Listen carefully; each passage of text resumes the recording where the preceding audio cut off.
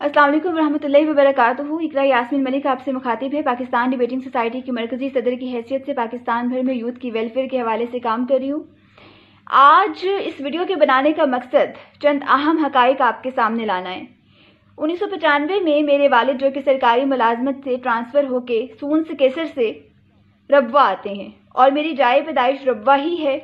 रब्वा वो शहर है जो पाकिस्तान का हिस्सा होते हुए भी पाकिस्तान का हिस्सा नहीं है, क्योंकि यहाँ के लोग आईने पाकिस्तान को तस्लीम नहीं करते हैं।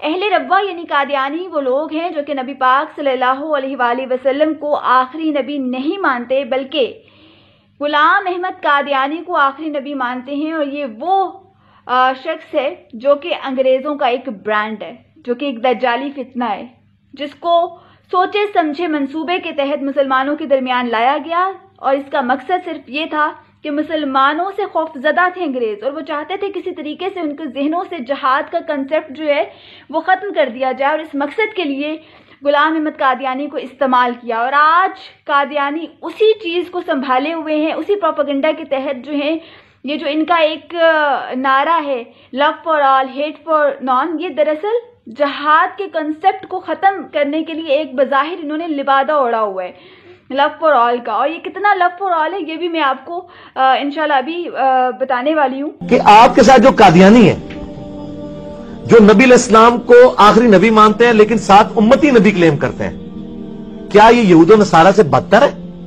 यहूदो नसारा तो आपके नबी इस्लाम को, मेरे नबी इस्लाम को सिरे से पैगंबर नहीं मानते, बल्कि तो नाउज़ुबिल्लाह झूठा कहते हैं। ये नबी इस्लाम को मान रहे हैं, इनको आप उनसे बदतर तो ना कहें। अच्छा, ये जो गुलाम अहमद कादियानी अपनी किताब रूहानी खजाइन में लिखता है, जिल्द नंबर 18 और सफ़ा नंबर गालिबन 207 है, बेशक कुरान मजीद में मुझे ही अहमद और रसूल कहा गया, मोहम्मद और रसूल कहा गया। फिर लिखता है कि सच्चा खुदा वो है जिसने कादियान में अपना रसूल भेजा। सुनिए, यहाँ ये साबित होता है कि कादियानी जो खुद को अहमदी मुस्लिम लिखते हैं हर जगह और मुसलमान कहलवाने की जिद पे अड़े हुए, वो किसी तौर भी मुसलमान कहलाने के तो क्या गैर मुस्लिम कहलाने के भी हकदार नहीं है, क्योंकि वो तो मुर्तदीन है। वो मुर्तद जिनके खिलाफ हज़रत अबू बकर सिद्दीक़ रज़ियल्लाहु अन्हु ने जिहाद किया। और ये पाकिस्तान के कितने खैर ख्वाह हैं इसका अंदाज़ा इस चीज़ से लगाइए, क्योंकि मेरी सारी स्कूलिंग वहाँ की है, मैंने वहीं से ग्रेजुएट किया। और ये जो इस वक्त आप डिग्री देख रहे हैं मेरे हाथ में, ये इन्हीं के जो एक इदारा है नुसरत जहाँ गर्ल्स पोस्ट ग्रेजुएट कॉलेज रब्बा, वहाँ से मैंने ग्रेजुएट किया। तो हमें मॉर्निंग असेंबली में पाक सरज़मीन शाद बात ये नहीं पढ़ाया जाता था, लब पे आती है दुआ बन के तमन्ना, ये नहीं, बल्कि ये एक ऐसी पॉलिसी पे काम कर रहे हैं और अपने बच्चों की जहन साजी कर रहे हैं जो आने वाले 10 से 15 साल में इंतहाई इस मुल्क के लिए ख़तरनाक साबित हो सकती है।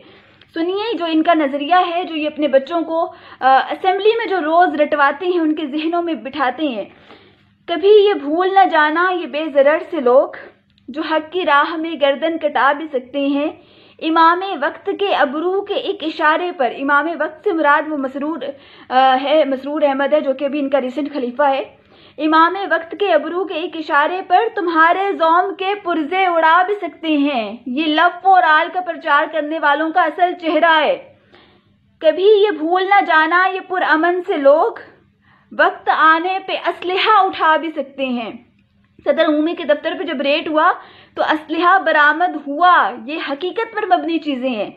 इमाम वक्त के चेहरे पे जो मलाल आए तुम्हारी 7 नस्लें मिटा भी सकते हैं। ये कादियानी धमका रहे हैं, धमकी दे रहे हैं मुसलमानों को, उम्मत मोहम्मदी को।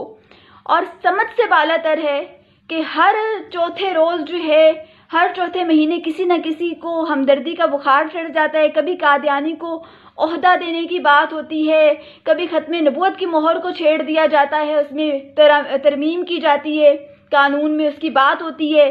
कभी जो है वो इनको अक़लियत के हकूक़ देने की बात होती है। कौन से हकूक़? ये आईने पाकिस्तान को नहीं मानते तो इनको अक़लियत के हकूक़ दिए कैसे जा सकते हैं? ईसाई अगर वो हकूक़ ले रहे हैं तो वो मानते हैं 1973 के आइन को तस्लीम करते हैं, यहूदी मानते हैं, हिंदू मानते हैं, कादियानी नहीं मानते हैं। आप ये देखें, पाकिस्तान में ऐसा कौन सा शहर है जहाँ पे मीडिया की रसाई नहीं है? ईवानों से लेके پرائم منسٹر ہاؤس تک میڈیا پہنچ جاتا ہے، لیکن روا میں میڈیا کو، پاکستانی میڈیا کو کوریج کرنے کی اجازت نہیں ہے۔ آپ وہاں جا کے کوریج نہیں کر سکتے، آپ ان کے دفاتر کو وزٹ نہیں کر سکتے، اور کیونکہ وہاں ان دفاتر میں آئے روز دن رات جو ہے وہ ملک کے خلاف سازشیں ہو رہی ہوتی ہیں، تو کیسے وہ وزٹ کرنے دے سکتے ہیں آپ کو؟ انہوں نے جگہ ریلیز پہ لی تھی 100 سال کے لیے گورنمنٹ سے، اور آج تک اس کا ٹیکس پے نہیں کیا۔ آپ یہ دیکھیں، ربا سے لے کر احمد نگر اور اس سے آگے لالیاں اور سیال موڑ تک یہ زمینیں خرید چکے ہیں اور وہاں اپنی بستیاں بسا چکے ہیں، ملک بھر میں اپنے لوگوں کو لا کر کے آباد کر کے اور ایک مضبوط اپنا نیٹ ورک بنا رہے ہیں۔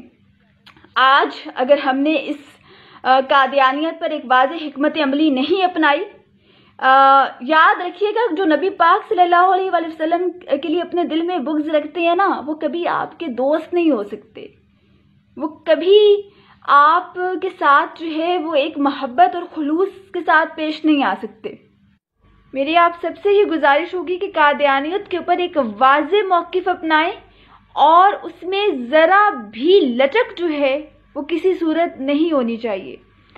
روز محشر جو ہے اللہ تعالیٰ سوال کرے گا، اور اس سوال سے بچانے والی ذات نبی پاک صلی اللہ علیہ وآلہ وسلم کی ہے، جن کی زبان پہ صرف یا ربی امتی امتی ہوگا۔ اور اگر اس دن نبی پاک صلی اللہ علیہ وآلہ وسلم نے کوئی سوال پوچھ لیا تو پھر ہم کہیں کے نہیں رہیں گے۔ خدا را اس چیز کو سمجھیں، اس چیز کو سمجھے، وگرنہ مکمل سلسلہ ہوگا تباہی کا تو دیکھیں گے، پسے پردہ چھپے تھے کیا حقائق پیش منظر کے۔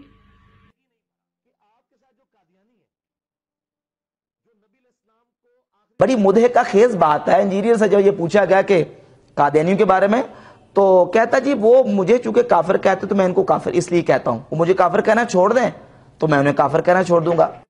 بہرحال میرا موقف کیا ہے وہ یوٹیوب پہ آپ جا کے لکھیں، قادیانی فرقہ کو دعوت اصلاح۔ میں ان کو اسلام سے، اہل سنت سے ٹوٹا ہوا ایک فرقہ مانتا ہوں، جنہوں نے اس بڑے لیول کا اختلاف کیا کہ ان کی تکفیر کرنا ہماری مجبوری بن گئی، کیونکہ انہوں نے اس اختلاف کی بنیاد پہ ہمیں کافر ڈکلیئر کر دیا، اور انہوں نے کہا جو غلام احمد قادیانی کو نبی نہیں مانتا ہم اسے کافر سمجھتے ہیں، تو جو ہمیں کافر کہہ رہا ہے پھر ہم حق رکھتے ہیں کہ ہم اسے کافر کہیں۔ اور میں نے کئی دفعہ یہ گولڈن کوٹ اپنا بیان کیا ہے لوگوں کے سامنے کہ اگر قادیانی ہمیں کافر کہنا چھوڑ دیں تو ہم ان کو کافر نہیں کہیں گے۔